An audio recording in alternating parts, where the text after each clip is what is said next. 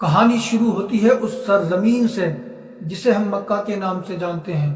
وہ زمانہ 1400 سال پہلے کا وقت، عرب کے ریتیلے راستے، کھجوروں سے لہراتی وادیاں اور ہر قبیلے کے پاس اپنے اپنے بہادر تھے۔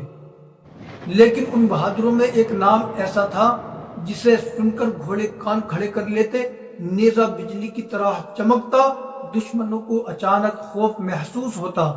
وہ نام تھا خالد بن ولید۔ وہ بنی مخزوم کے شہزادے تھے، ایک ایسا گھرانہ جو جنگی طاقت کا بادشاہ تھا۔ خالد بن ولید بچپن ہی سے تلوار کے ساتھ کھیلتے تھے، نیزہ پکڑتے تھے، گھوڑے کو دوڑاتے تھے، انہیں کھیل بھی جنگی لگتے تھے۔ اللہ نے ان کو دماغ بھی دیا تھا اور جسم بھی مضبوط دیا تھا، یعنی حکمت بھی تھی، طاقت بھی تھی، لیکن ابھی وہ مسلمان نہیں تھے، سچائی ان تک نہیں پہنچی تھی، دل کا دروازہ کھلا نہیں تھا۔ غزوہ احد کا دن آیا، رسول اللہ صلی اللہ علیہ وسلم کی قیادت میں مسلمان میدان میں اترے اور قریش کی طرف سے خالد بن ولید، وہ دشمن کے لشکر کے دوسرے بڑے سردار تھے۔ مسلمان تقریباً جیت چکے تھے، لیکن پہاڑی پر بیٹھے کچھ تیر انداز اپنی جگہ چھوڑ کر نیچے آتے ہیں۔ یہی وہ لمحہ تھا جسے خالد بن ولید نے فوراً پہچان لیا۔ انہوں نے گھوڑے کو ایڑ لگائی، تیزی سے پہاڑی کے پیچھے سے حملہ کیا اور جنگ کا نقشہ بدل دیا۔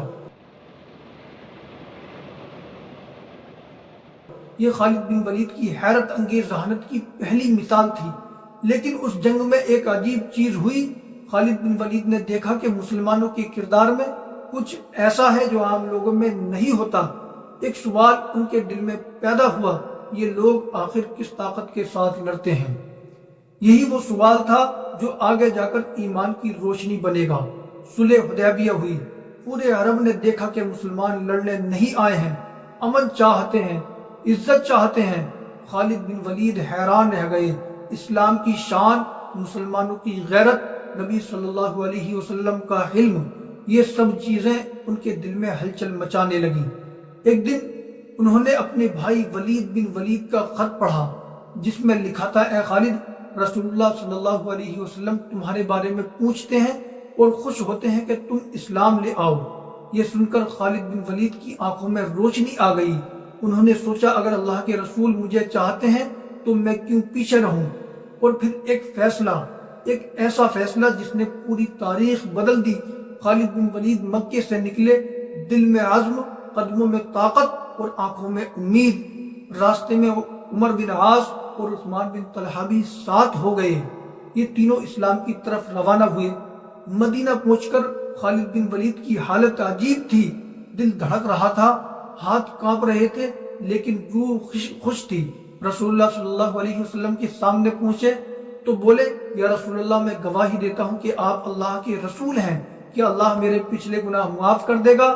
آپ صلی اللہ علیہ وسلم مسکرائے، وہ مسکراہٹ جس نے خالد بن ولید کی زندگی بدل دی۔ آپ نے فرمایا، اسلام اپنے سے پہلے تمام گناہ ختم کر دیتا ہے، مٹا دیتا ہے۔ اے خالد، تم اسلام کے لیے زینت بنو گے۔ اس دن حضرت خالد بن ولید دنیا کے سب سے کامیاب انسان بن گئے۔ حضرت خالد بن ولید نے اسلام لانے کے بعد اپنی زندگی کو بدل دیا۔ پچھلی بہادری بھی تھی، لیکن اب اس میں ایمان کی روشنی شامل ہو گئی تھی۔ پہلی بڑی جنگ جس میں انہیں قیادت ملی وہ تھی غزوہ موتا۔ مسلمانوں کے 3 بڑے سپہ سالار شہید ہو گئے تھے۔ مسلمان پریشان تھے، رومی لشکر 1 لاکھ سے زیادہ تھا، جبکہ مسلمان صرف 3000۔ ایسے میں سب نے حضرت خالد بن ولید کو بلایا۔ خالد پرچم لو۔ یہ خالد بن ولید کا پہلا امتحان تھا، وہ بھی اس حال میں کہ دشمن آسمان کی طرح پھیلا ہوا تھا۔ حضرت خالد بن ولید نے ایسی حیران کن چال چلی کہ آج بھی دنیا کے بڑے جنگی ماہر اسے مثال کے طور پر پڑھاتے ہیں۔ رات بھر مسلمانوں کی صفیں بدلی، ایک مقام پر جھنڈے لگائے، دوسرے پر ہٹائے۔ دشمن کو لگا کہ مسلمانوں کی نئی فوج آ گئی ہے، رومی لشکر ڈر گیا۔ حضرت خالد بن ولید نے مسلمانوں کو محفوظ طریقے سے واپس نکالا۔ مدینہ پہنچے تو کچھ لوگوں نے کہا، یہ تو بھاگ کر آئے ہیں، لیکن رسول اللہ صلی اللہ علیہ وسلم نے فرمایا، نہیں، خالد اللہ کی تلوار ہے، اللہ نے انہیں دشمنوں کے مقابلے میں نکال لیا، اسی دن انہیں سیف اللہ کا لقب ملا۔ اس دن کے بعد خالد بن ولید نے اسلام کے لیے وہ کارنامے کیے جنہیں سن کر انسان حیران رہ جاتا ہے۔ مرتدین کے خلاف لڑائیاں، جھوٹے نبیوں کا خاتمہ، عراق کی فتوحات، شام کے محاذ، فارس کی شکست اور مسلمانوں کی بے شمار فتوحات۔ لیکن خالد بن ولید ہمیشہ کہتے، میں نے جتنی تلواریں توڑی وہ اللہ کے لیے تھی، فخر مجھے اپنی بہادری پر نہیں، اللہ کے دین کی خدمت پر ہے۔